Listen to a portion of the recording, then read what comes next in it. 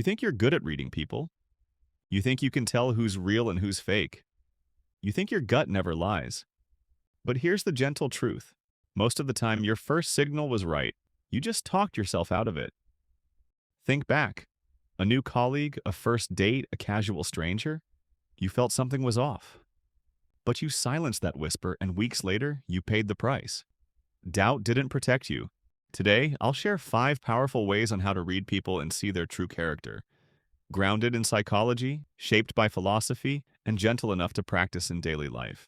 Let's get started. Method 1. Trust your first impression. Your brain notices more than you think. The way someone walks into the room, the tone of their first hello, even the small delay before they look you in the eye. All of this happens in less than a second. Psychologists call it thin slicing.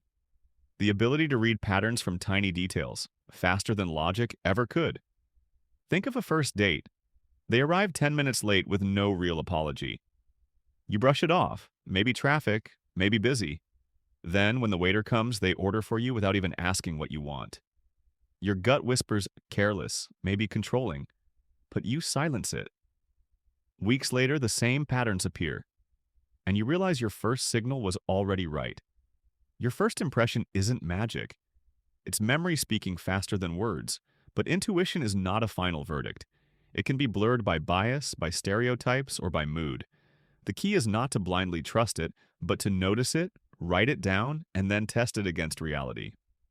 Mini practice. For 1 week, every time you meet someone new, write down 3 words in the first minute. Don't polish them, don't explain them, just write. At the end of the week, compare your notes. You'll be surprised how often your first signal was already right. Method 2. Focus on repetitive emphasis. The words people repeat are never random. The louder someone declares something, the shakier it often is inside. We mistake repetition for confidence, but more often it's camouflage for doubt. Think of the couple online who post about their perfect love every single day. Matching outfits, carefully staged smiles, captions filled with forever. But the more they shout it to the world, the more fragile it often is behind the curtain. Or the partner who keeps saying, "Trust me." At first it sounds reassuring, but when the same words return again and again, you start to wonder. Are they asking for your faith or trying to cover their own fear? Because real trust doesn't need constant reminders. One promise kept says more than 100 reminders. Psychologists call this overcompensation, trying to prove on the outside what feels weak on the inside. And research confirms it through the illusory truth effect. The more a statement is repeated, the more familiar it feels, and the easier it is to mistake familiarity for truth. Mini practice. For 1 week, pay attention to repeated themes around you. Notice the words people can't stop saying, whether it's "we're happy," "I'm honest," or "trust me." Don't take them at face value. Ask yourself, what silence are these words covering? Method 3. Watch how they treat others. If you want to see someone's true character, don't watch how they treat you. Watch how they treat the people they don't need. Polite to the powerful, cold to the powerless. That contrast isn't confidence. It's insecurity in disguise. Think of the manager who bows to the boss but snaps at the intern, or the friend who makes you laugh at dinner but waves the waiter away. So which side is real, the charm or the cruelty? The truth is both. And the split itself reveals the insecurity underneath.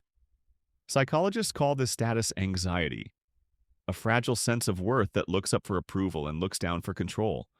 But genuine character doesn't bend with status. It stays consistent no matter the setting. Respect that changes with context isn't respect, it's performance. And if you catch yourself switching tones, ask why. This week, watch for the details. Do they thank the waiter? Do they listen without interrupting a junior? Do they use the same tone with a driver as they do with a peer? Tiny cracks in behavior reveal more than polished speeches ever will. Method 4. Notice how they handle pressure. Calm waters hide many things, but when the storm comes, true character rises to the surface. Think of the colleague who seems friendly every day, until a deadline arrives. Suddenly, teamwork turns into blame, and patience turns into panic. Why? Because under stress, the brain slips into fight or flight mode. Psychologists call this an amygdala hijack. The emotional brain reacts faster than reason can control. Masks fall before logic can catch them, and raw instinct takes the stage. This is why stress works like a character X-ray. Fragile egos escape through blame or anger. Grounded people may feel the same pressure, but they still choose respect. The Yerkes-Dodson law shows that a little stress sharpens performance, but too much breaks it down. And in that breakdown, you see the truth of who someone really is.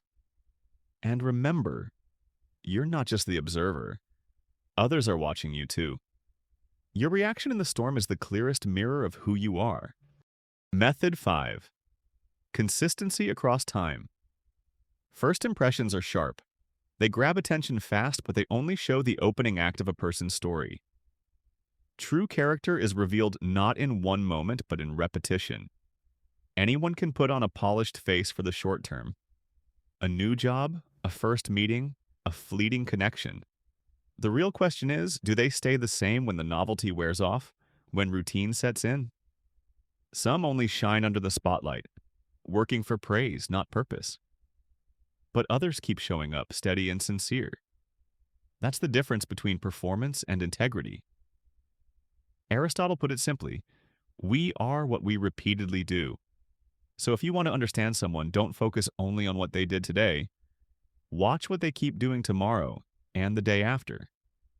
Because character isn't proven in a single step. It's revealed in the footprints left over time.